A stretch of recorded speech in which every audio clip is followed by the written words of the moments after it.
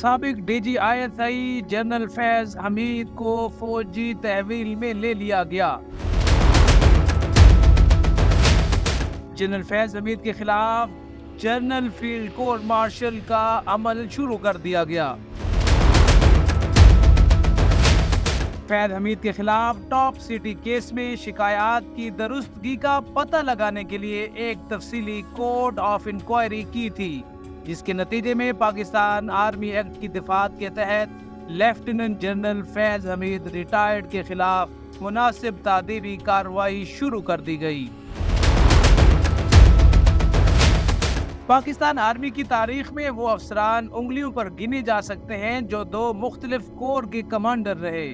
گزشتہ 75 سالوں میں صرف 11 لیفٹیننٹ جنرلز نے ایک سے زائد کورز کی کمان کی، اور بلوچ ریجمنٹ سے تعلق رکھنے والے لیفٹیننٹ جنرل فیض حمید ان میں سے ایک ہیں۔ عالمی نشریاتی ادارے BBC کی رپورٹ کے مطابق مسلم لیگ نون کے سابق سینیٹر اور ریٹائرڈ لیفٹیننٹ جنرل عبدالقیوم کے مطابق قابل اور اہل افسر ہونے کی وجہ سے فیض حمید میں وہ تمام خصوصیات تھیں جن کی وجہ سے وہ ترقی کی منازل طے کرتے ہوئے لیفٹیننٹ جنرل کے عہدے تک پہنچی۔ چکوال سے تعلق رکھنے والے فیض حمید اپنے کیریئر میں بطور بریگیڈیئر راولپنڈی میں 10 کور کے چیف آف سٹاف کی حیثیت سے بھی کام کر چکے ہیں۔ بطور میجر جنرل انہوں نے پنو عاقل ڈویژن کے جنرل کمانڈنگ افسر کے طور پر کام کیا، اور اس کے بعد تقریباً 2.5 سال وہ ISI کے کاؤنٹر انٹیلیجنس ونگ کے سربراہ رہے۔ اس عہدے کو DGC کے مخفف سے جانا جاتا ہے۔ لیفٹیننٹ جنرل بننے کے بعد 2 ماہ کے لیے انہوں نے بطور ایڈجوائنٹ جنرل کام کیا،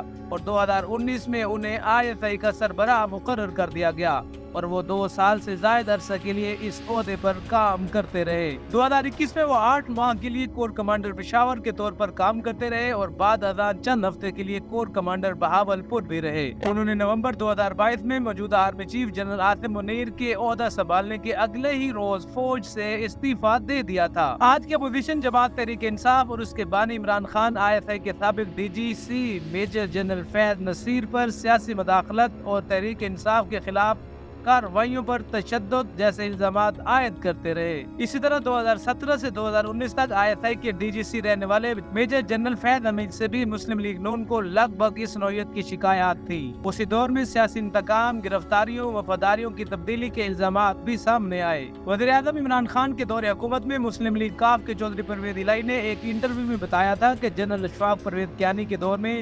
DGI لیفٹیننٹ جنرل شجاع پاشا ہماری پارٹی کے رہنماؤں کو تحریک انصاف میں شامل کروانے کی کوشش کر رہے تھے، اور ہم نے اس کا تذکرہ اس وقت کے آرمی چیف جنرل کیانی سے بھی کیا۔ بطور DGI جنرل فیض حمید نے افغانستان سے امریکی فوجوں کے انخلاء اور افغان طالبان سے مذاکرات میں بھی اہم کردار ادا کیا تھا۔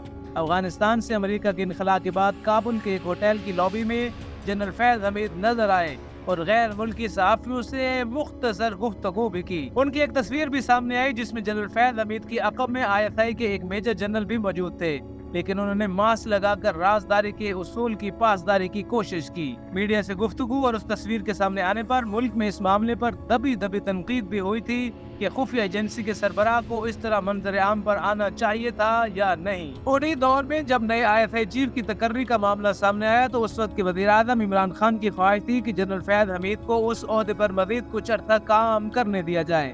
اس بات کا خود عمران خان برملا اظہار بھی کر چکے تھے۔ لیفٹیننٹ جنرل ندیم انجم کو نیا ISI چیف تعینات کر دیا گیا، لیکن وہ وزیر اعظم ہاؤس کی جانب سے تعیناتی کی سمری کی منظوری میں تاخیر ہوئی، جسے فوج اور تحریک انصاف کی حکومت کے درمیان تناؤ کا باعث سمجھا جاتا ہے۔ BBC کی رپورٹ کے مطابق کئی حلقوں میں لیفٹیننٹ جنرل فیض حمید کے کیریئر سے جڑے تنازعات کے حوالے سے سابق عمران خان اور ان کی جماعت کو بھی مورد الزام ٹھہرایا جاتا ہے۔ کچھ ماہرین کے مطابق وزیر اعظم عمران خان اور تحریک انصاف کے کارکنوں نے جنرل فیض حمید کے کردار کی غیر معمولی حد تک تشہیر کی، جس کے باعث ان کا نام ایک جماعت سے منسلک ہو کر رہ گیا۔ جنرل فیض حمید نے چکوال میں کافی ترقیاتی کام کو بھی دیکھتے رہے۔ ماضی میں بھی فوج میں اعلیٰ عہدوں تک پہنچنے والے کئی جنرل اپنے آبائی علاقوں میں ترقیاتی منصوبوں کے لیے اپنا کردار ادا کرتے رہے۔ لیفٹیننٹ جنرل فیض حمید کے بارے میں عمومی رائے یہ رہی کہ وہ اپنے آبائی ضلع چکوال کی ترقی میں بھی دلچسپی لیتے تھے۔ عالمی نشریاتی ادارے کی رپورٹ کے مطابق چکوال میں ایک سڑک کی بحالی و کشادگی کے سرکاری منصوبے کی افتتاحی تختی پر زیر سرپرستی لیفٹیننٹ جنرل فیض حمید بھی لکھا گیا تھا۔